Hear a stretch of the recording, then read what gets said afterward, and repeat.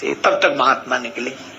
सो महात्मा को देख के बोले महाराज सीताराम प्रणाम, खुश रहो भाई, क्या कर रहे हो भगत जी, नाती को खिला रहे? हाँ महाराज नाती है ये। और नाती बीच बीच में कहे बाबा बाबा बाबा, महाराज कुछ उपदेश करो, आदेश करो। महात्मा बोले क्या उपदेश करना, बच्चे कहीं उपदेश सुन लो। बोले क्या? कहीं शुद्ध तोतली बोली पर कुछ तो मन में शर्मा हो, नाती कान लगे बाबा, अब तो बाबा हो जाओ। तुम्हारे नाती कह रहे बाबा बाबा, हो जाओ बाबा। वो आदमी भी कम चतुर नहीं था, बोला महाराज हम तो रोज बाबा होने की सोचते। नाती बोलता है और लगता है आज बाबा हो ही जाए, फिर क्यों नहीं होते? बोले क्या बताएं? ये नाती आता है कहता है बाबा बाबा, थोड़ी देर में बेटी का बेटा आ जाता है गोद में खेलने के लिए, वो कहता ना ना ना ना,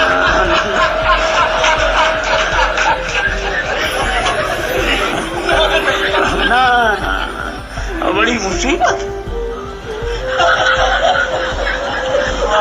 अरे भाई भगवान की कथा में सब लोग आओ, जैसे यहाँ सब लोग आते हैं, माताएं आती हैं, बालक आते हैं, नवयुवक आते हैं, वृद्ध लोग आते हैं। ये भगवान की कथा की शोभा है। कथा जिंदगी बदल देगी महाराज। निश्चित दो देवियां एक साथ रह ही नहीं सकती। एक आदमी का विवाह हुआ महाराज, तो उसके दो पत्नियां, छोटा सा मकान, एक नीचे रहे एक ऊपर रहे। रात का समय उसके घर घुसा चोर, ये सब सो जाए तब चोरी करें। और देवियों में झगड़ा हो गया दिन में ही। पति आया शाम को, तो नीचे वाली बोली ऊपर नहीं जाने दूंगी आज, ऊपर वाली बोली नीचे नहीं आने दूंगी आज। और पति बेचारा छोटा सा जीना चढ़ रहा था, सो नीचे वाली ने पांव पकड़ लिया और ऊपर वाली ने बाल। अब वो बेचारा चिल्लाए, न नीचे वाली छोड़े न ऊपर वाली। मोहल्ले के लोग इकट्ठे, क्या हुआ क्या हुआ क्या हुआ? और देखा तो अरे बंद करो झगड़ा हो रहा, शांत कराया झगड़ा। और चोर ये तमाशा देख रहा था, भागने ही भूल गया वो। मोहल्ले वालों ने देखा तुम कौन भैया? तो उसने कहा सही बता दे, हम चोरी करने आए थे, पर ये जो दृश्य देखा तो हम भागने ही भूल गए। और जब तुमने खुद स्वीकार किया कि तुम चोर हो, तो तुम्हें कौन सी सजा मिले? बोला चाहे जो सजा दे देना, पर ये दो पत्नियों का पति मत बनाना। अब एक बार ब्रह्मा जी के 4 मानस पुत्र सनक सनंदन सनातन सनत कुमार, ये चारों देखत बालक बहुकालीन। देखने में छोटे बालक हैं, पर ये ज्ञान वृद्ध हैं, वयोवृद्ध हैं। अच्छा कितनी अद्भुत बात, परमहंस हम किन्हें कहते हैं, जो इतने बड़े ज्ञान वृद्ध होकर भी बालक बनकर रहे, भगवान के दर्शन के लिए आए। जय भगवान के द्वारपाल हैं, जय और विजय। इन्होंने कहा कि हमें भगवान का दर्शन करना है। जय विजय बोले नहीं अभी नहीं हो सकता, समय से आओ, भगवान आराम कर रहे हैं। इन्होंने कहा कि भगवान ने हमें बुलाया है। बोले नहीं बुलाया हो, हम नींव नहीं तोड़ सकते, जाओ। भगवान से ज्यादा तो ये भगवान के पहरेदार परेशान करते हैं। बड़े बड़े महापुरुषों को उतनी आपत्ति नहीं होती जितनी इन्हें। महाराज तो मिलना भी चाहे, अब इधर आराम से भी बैठे हो। और कई बार तो लोग बड़ी अजीब अजीब बात करते। एक सज्जन ने कहा कि हमें दर्शन करना नहीं, तो महाराज ध्यान में, समाधि में। अरे तो दर्शन क्या पता कि वो यहां है कि कहीं और है। अभी तक कैसे लोग चर्चा, तो लोगों को और श्रद्धा होती कि जो यहां नहीं कहां है। अरे वो कहीं नहीं वही है। वे आराम से टेलीविजन देख रहे, प्रेम से बैठे हैं, बातचीत कर रहे हैं, कहीं नहीं है वे। सही है। लेकिन बाहर के लोग कौन, यहाँ नहीं, कहाँ है, और प्रचार खूब है। और इतने प्रचार के बाद बस जब 2-3 दिन लोग परेशान हो जाए तो थोड़ा सा निकल के ऐसे ऐसे कर दो बस। अच्छा, कई ऐसे भी लोग जाते हैं, मैं अब क्या बताऊं आपको, कि जब हजारों को दर्शन नहीं हो रहा तो एक कहता हमें किसी तरह, ऐसे नहीं हो सकता, नहीं नहीं नहीं किसी तरह नहीं हो सकता भाई, चाहे जो लग जाए पर एक बार, ठीक है, कल आना, कल, आज तो नहीं, आप 1 लाख 2 लाख 5 लाख 7 लाख, ठीक है, बस दर्शन करना, वो ऐसे करेंगे, ज्यादा बात नहीं। हाँ, वो 5 लाख रुपया देख के बस ऐसी शक्ल देख के ऐसे आ गया, और जब खुश कितना हुआ कि कोई नहीं कर पाया, हजारों में हमने किया दर्शन, हम दर्शन करके आए। इसीलिए कभी कभी लगता है देख लिया संसार हमने, देख लिया संसार हमने, देख लिया सब मतलब के यार हमने, देख लिया सब मतलब के यार हमने, देख लिया सब मतलब के यार हमने, देख लिया सब मतलब के यार हमने, देख लिया।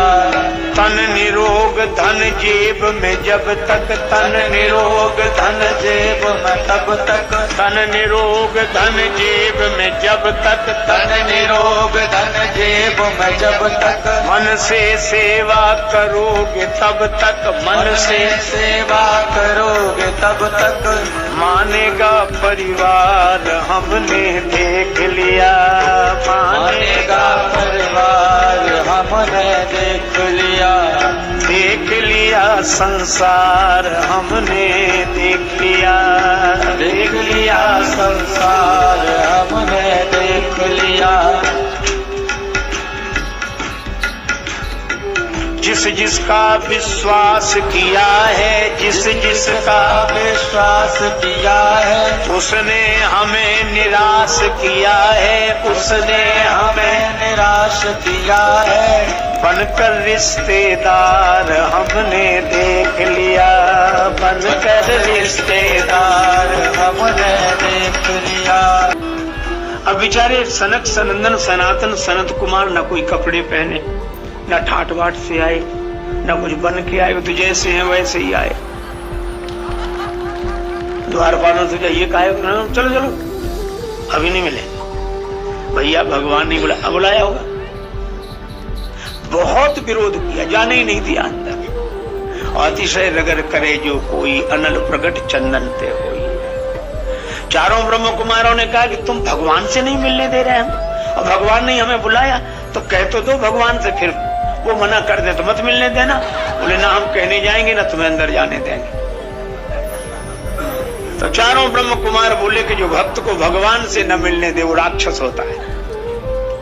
तो भगवान के द्वार पे खड़े हो के राक्षसी काम करते हो, हम तुम्हें श्राप देते हैं राक्षस हो जाओ, और तुमने हमें मना किया 3 जन्म तुझ वचन प्रमाणा। अच्छा, भगवान तो ये सुन ही रहे थे, और जैसे श्राप मिला वैसे तुरंत बाहर आ गए। अरे महाराज ये तीनों बोले कि पहले ही आ जाते तो काहे को इन्हें श्राप मिलता। भगवान ने कहा कि हम चाहते थे कि इन्हें श्राप नहीं है, और ये भी चाहते थे। कहा कैसे? बोलो जय विजय। तो हमें देखते थे गदा लिए हुए बैठे देखते थे, तो तुम्हारे मन में हमसे लड़ने का मन होता था कि नहीं, जरा 2 हाथ भगवान से भी हो जाए तो क्या मजा आए। सुतो ने बोले हाँ होता तो था। बोले अब राक्षस बनना, अब हमारा तुम्हारा होगा। 3 जन्म तुझे वचन प्रमाण। देवताओं में सारे सद्गुण होते हुए भी एक बुराई है, ये कभी इकट्ठे नहीं रह सकते। और राग और दैत्यों में सारे दुर्गुण होते हुए एक अच्छाई है, ये कभी अलग नहीं हो सकते, कभी अलग नहीं हो सकते। अच्छा आज भी देखो, चार गंजेड़ी, चार भंगेड़ी, चिलमची। महाराज इतना साथ, घर भर गालियां दे, घर भर विरोध करे और मान भी जाए, शाम को फिर साथ। इन्हें कोई अलग कर नहीं सकता। और वो तो कहते हैं दम भाई सो निज भाई, और भाई किसड़ पिसड़।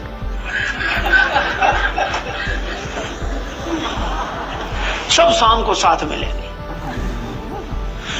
ये कभी अलग नहीं हो सकते महाराज, इनकी कभी लड़ाई नहीं हो सकती। और लड़ाई सवेरे हो भी जाए, शाम को फिर एक। और अच्छे आदमी महाराज कभी इकट्ठे नहीं रह सकते। आप दो विद्वानों को एक साथ ठहरा लो तो हमें बताना, ठहर ही नहीं सकते। चार विद्वान हो तो कहना ही क्या है। और पहले उनके पास क्यों गए, और फिर पहले हमारे पास आना चाहिए था। उनकी क्यों व्यवस्था की होती है। एक राजा के पास दो विद्वान गए, राजा ने बड़ा सम्मान किया। एक विद्वान गए नहाने धोने, तो उन्होंने दूसरी से पूछा कि ये भी जो आपके साथ हैं बड़े विद्वान होंगे। तो बोला काहे का विद्वान, घोड़ा है। हम तो साथ के लिए रखते हैं कि एक से दो अच्छे। वो आ गया। अब ये गए नहाने। अब राजा ने उससे पूछा कि आप तो बड़े विद्वान, आपके साथ ये भी तो बड़े विद्वान होंगे। बोले काहे का विद्वान, बैल है, साथ रखते हैं। स्नान करके आए, चलो भोजन के लिए। भोजन के लिए गए, राजा ने एक के सामने भूसा, एक के सामने घास के शुरू करो।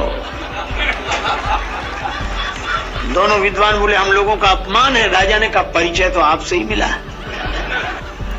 बोलो, ये हम लोगों की दशा है। मैं आपको क्या बताऊं, बुरे लोग समाज के लिए उतनी समस्या नहीं है जितने अच्छे लोग।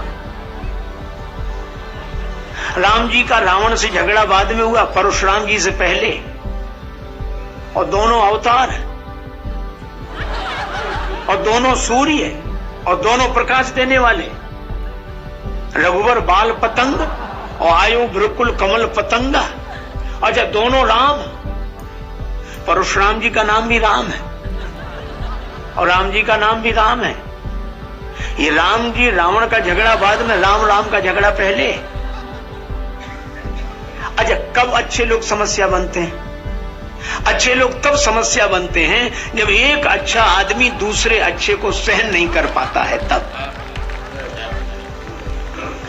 परशुराम जी राम जी से कहते हैं या तो झगड़ा करो या राम कहलाना बंद करो। राम जी सोचते सारा झगड़ा नाम का ही निकला।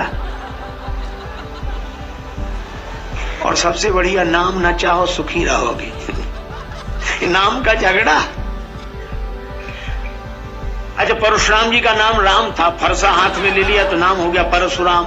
और नाम रखने की यही शैली होती तो राम जी भी कहते कि तुम परशुराम तो हम धनुषराम। पर राम जी कहते राम मात्र लघु नाम हमारा, परस सहित बड़ा नाम तुम्हारा। तो मैं आपसे यही चर्चा कर रहा था कि ये देवता अमर होते हुए भी दैत्यों से हारते हैं। क्यों? इनमें संगठन नहीं है। अच्छा, आज भी आप देखो, आज क्या हमेशा से समाज में अच्छे लोगों की संख्या ज्यादा रही है, बुरे लोग कम हैं। किसी भी गांव में अगर 400 अच्छे आदमी होते तो 4 खराब होते हैं। पर 400 भी संगठित नहीं है, 4 भी संगठित हैं, पूरे गांव को परेशान करते हैं। वे तो इकट्ठे ही है। अच्छा, ढूंढ लेते। एक आदमी गया, वो 2 थे। अब अफीम ना मिले उन्हें, अफीम पीने वाला मिले तो साथ हो जाए। तो बोले ढूंढ लेते। बोले ढूंढोगे कैसे? बोले अभी एक सड़क की उस तरफ खड़ा हो गया, एक इस तरफ, और रस्सी वो इधर से दे, लो पकड़ो रस्सी, वो उधर से खींचे। हाँ भाई साहब देखना जरा, रस्सी है। और रस्सी वस्सी कुछ नहीं थी। वो सड़क के उस तरफ से कहता रस्सी पकड़ो, वो ऐसे खींचता। लोग हंसते कैसे पागल आदमी है। लोग निकलते जाते। एक आदमी आया तो खड़ा हो गया। खड़े क्यों भैया? वो रस्सी हटाओ तब तो निकले। सो दोनों बोले मिल गया। मिल गया। खोज लेते हैं महाराज एक दूसरे को। एक बार देवता और दैत्यों का झगड़ा हुआ तो दैत्य गए ब्रह्मा जी के पास शिकायत करने कि आप देवताओं को महत्व देते, हमें महत्व नहीं देते। ब्रह्मा जी ने कहा कि तुम लोग आ जाओ, हम देवताओं को भी बुला लेंगे। देवता भी गए, दैत्य भी गए। अब ब्रह्मा जी के यहाँ भोजन का नियम, बैठे सब। दैत्य बोले पहले हम भोजन करेंगे। ब्रह्मा जी बोले तुम कर लो। दैत्य बैठे, उनके सामने भोजन तरह तरह का परोस कर थालियां रखी गई। दैत्य बड़े प्रसन्न थे, कब शुरू करें। ब्रह्मा जी बोले रुको, ब्रह्मलोक का एक नियम है। क्या? आप लोग दोनों हाथ अपने आगे आगे करो। तो दोनों हाथ आगे किए। ब्रह्मा जी के लोगों ने उन हाथों पर लकड़ियां दो दो नीचे ऊपर लगा के रस्सी बांध दी। अब मुड़ ही नहीं सकते हाथ। और कहा करो भोजन शुरू। अब आप समझो कितनी दुर्दशा हुई होगी। मान लो लड्डू उठाए, लड्डू, अब यहाँ लड्डू, यहाँ मुंह, तो लड्डू को ऐसे करते और इधर से मुंह खोलते को ऊपर से गिरे, तो ऊपर से गिराए तो कुछ नाक पे गिरे, कुछ इधर थोड़ा बहुत जाए। आप कल्पना करो जब लड्डू की ये दशा है तो दाल की क्या दशा हुई होगी, साग की क्या दशा होगी।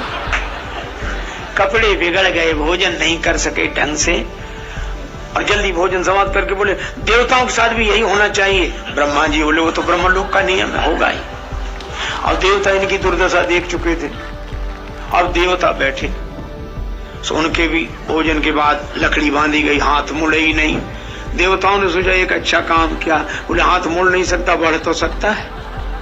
तो बोले आधे आधे आमने सामने बैठ जाओ। सो आधे उधर बैठ गए, आधे इधर।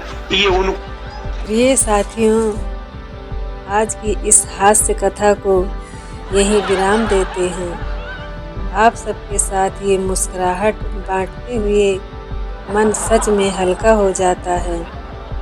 जीवन में परेशानियां सबके साथ हैं, लेकिन अगर हम हंसना सीख जाएं तो वही परेशानियां थोड़ी छोटी लगने लगती हैं। रामायण हमें जीवन का गंभीर पक्ष सिखाती है, मर्यादा, त्याग, धैर्य और धर्म। लेकिन क्या आपने ध्यान दिया है कि प्रभु श्री राम के जीवन में भी संतुलन था, वह करुणामय थे, सहज थे और हर परिस्थितियों में शांत रहते थे। यही संतुलन हमें भी सीखना है। जिम्मेदारी के साथ मुस्कान। तुलसीदास जी ने रामचरितमानस में कहा है, रघुकुल रीति सदा चली आई, प्राण जाए पर वचन न जाए।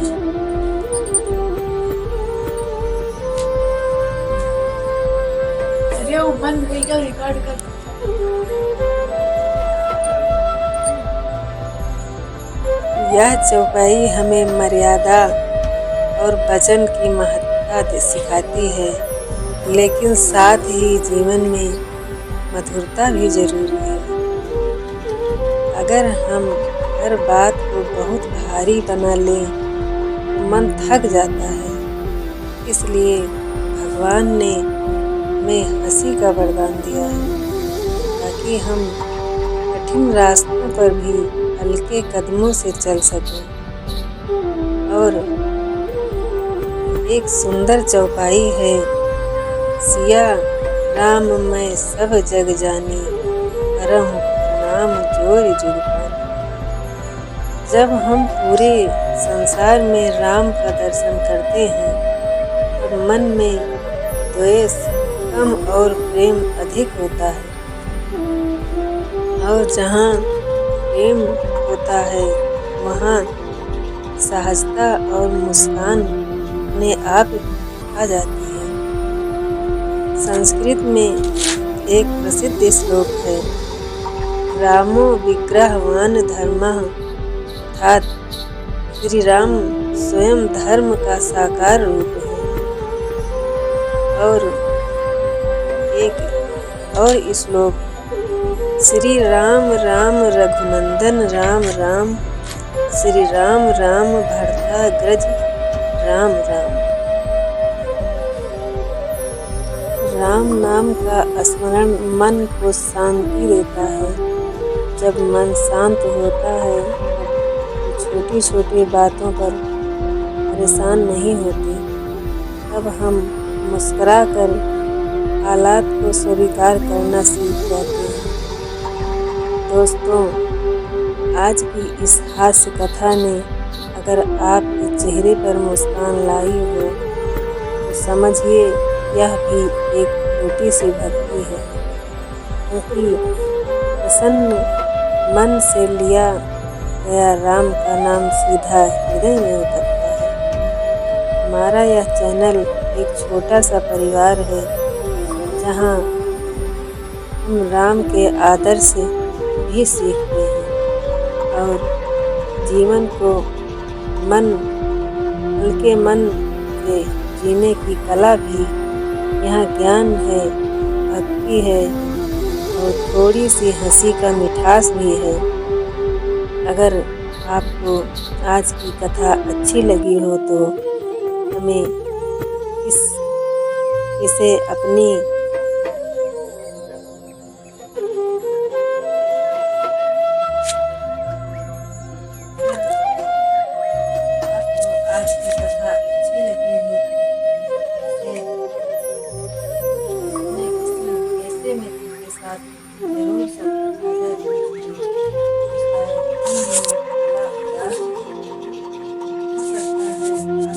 एक छोटी सी कोशिश उसके जीवन में मुस्कान ले आए। ये धर्म हमेशा दिशा देता है, राम हमेशा हमें मर्यादा देते हैं और मुस्कान हमें ऊर्जा देती है। ये भक्तों, आज की इस मधुर और मुस्कान से भरी हास्य कथा को यही विराम देते हैं। लेकिन याद रखिए, यह केवल हंसी की कहानी नहीं थी। ये भक्तों, आज की इस मधुर और मुस्कान से भरी हास्य कथा को यही विराम देते हैं। लेकिन याद रखिए, यह केवल हंसी की कहानी नहीं थी, यह जीवन का दर्पण भी थी, क्योंकि अवसर हमें जीवन की छोटी छोटी घटनाओं को बहुत बड़ा बना लेते हैं और जो बातें हमें मुस्कुरा कर स्वीकार करनी चाहिए, उन्हीं पर हम चिंता का पहाड़ खड़ा कर देते हैं। आज की कथा हमने देखा कि ऐसे छोटी परीक्षा में भी हमें बेचैन कर देती है। लेकिन क्या कभी हमने सोचा है, जब हम राम भगवान से धैर्य, शक्ति, बुद्धि और सफलता मांगते हैं तो क्या वह हमें बिना अवसर दिए वह सब दे देंगे? नहीं ना, भगवान को अवसर देते हैं और वही अवसर हमें कभी कभी परीक्षा जैसे लगने लगता है। श्री रामचरितमानस में तुलसीदास जी कहते हैं, "मीहै सोई जो राम रचि राखा, वो करि तर्क बढ़ाओ शाखा।" अर्थात जो श्री राम ने रचा है वही होगा। हम चाहे कितनी भी तर्क करें, अंततः वही फल मिलेगा जो ईश्वर की योजना में है। जब जीवन में चाय ठंडी हो जाए, मोबाइल की बैटरी खत्म हो जाए, ट्रैफिक में फंस जाए या कोई योजना बिगड़ जाए, तो समझ लीजिए यह भी उसी लीला का एक छोटा सा हिस्सा है। प्रिय साथियों, भक्ति केवल आंसू बहाने का नाम नहीं है, भक्ति मुस्कान का भी नाम है। कभी कभी भगवान हमें इसलिए हंसाते हैं ताकि हम अपनी चिंताओं को हल्का कर सकें। रामायण में भी देखिए, वनवास के समय भी श्री राम ने धैर्य नहीं छोड़ा, माता सीता ने साहस नहीं छोड़ा, लक्ष्मण जी ने सेवा नहीं छोड़ी और हनुमान जी ने उत्साह नहीं छोड़ा। यदि वे हर कठिनाई पर बैठकर रोते रहते, क्या आज हम उन्हें आदर्श मानते? नहीं। उन्होंने हम हर परिस्थितियों में विश्वास और संतुलन बनाए रखा। तो भक्तों, अगली बार जब जीवन थोड़ा उल्टा पुल्टा लगे, तुरंत आसमान की ओर देखकर शिकायत मत कीजिए, पहले मुस्कुराइए और कहिए, प्रभु, यह आप ही की कोई नई लीला होगी।